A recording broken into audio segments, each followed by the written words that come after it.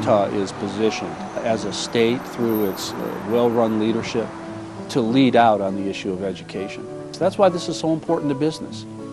We want to be part of the solution. We want to be engaged in the process. For us as a business community, it's about that quality workforce. It's about selling the state on a competitive level in the western region of the U.S.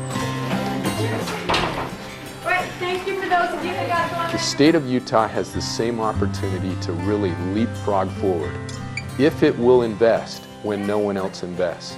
Certainly right now every state is tightening its belt, tightening their budgets, but all of these states are looking at it and wishing they could invest now because they know it is an opportunity to outdistance themselves from the rest. But we're one of only a few who really can make the decision to invest in education, to really make a powerful statement about where we're going. And if we'll do that, then we will grow during these very challenging times unlike any other state. The Chamber of Commerce is emphasizing that our focus be on that which matters most. Those are two simple things: economic development and sustainability, and education. What's compelling about education is that it is the bedrock of economic development and sustainability. There is no other category for which the state can invest which has a greater return on investment for economic development and sustainability. Therefore, investing in improving education is not merely good for our economy, but it's good for our children and it's good for the society. The dollars that we put into the system now should produce for us an output that's greater than anything that we have put into the system. It has worked that way in the past, and it can work that way to an even greater degree in the future. I'll just use the University of Utah as an example. It's a Research One university.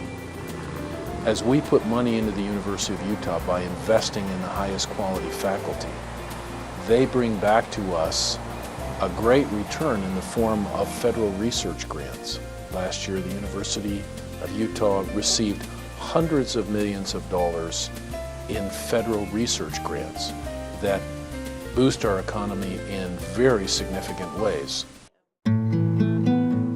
American Express has had a strong footprint here in Salt Lake for over 25 years. We started it back in 1982. We had about 600 employees. That's grown to over 2,000 now. And one of the reasons that we chose Utah was because of the access to the well-educated population. If you just look at the numbers, if you look at the age 45 to 64-year-olds in Utah, we are 12th in the nation as far as having bachelor's degrees. But if you look at the ages 25 to 34, we've dropped to 31st in the nation. And that's very alarming. I'm afraid that if we don't reverse these trends, we won't have the workforce that we need, and companies might not choose Utah as the place to do business.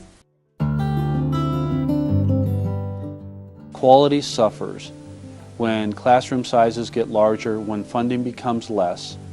The quality of any business suffers through that process. But when you go and look at the third grade classes around Utah today, it's a much different dynamic, and it's a much different view from an ethnic perspective than you're seeing in the general business community today.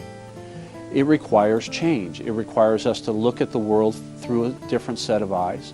It requires us to meet the needs of these children in a different way. Now's the time for us to deal with those issues. If we continue to deal with those issues and wait, we're going to suffer for it as a community through graduation rates, reduced test scores, fewer children going to college, which will put a greater social responsibility on us in other areas of state government.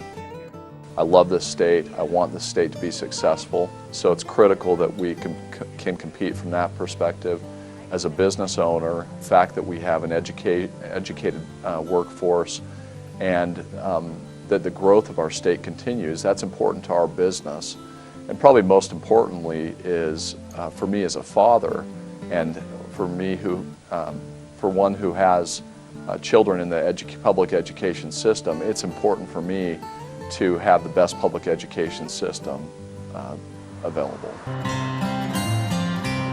You know, if you look at the Chamber's involvement and go back 7 or 8 years, we saw the need for expansion of our roads and our transit systems. And that was critical to helping to put us in a position where we have a strong infrastructure, where our companies can rely upon that infrastructure. But now we see that the next big priority needs to be education, and we are afraid of what might happen if we don't have the investment and the commitment to education. And so this is not just a commitment that we're making for 2010. I think you will find that the Chamber of Commerce and the business community is going to be engaged in this issue for years to come.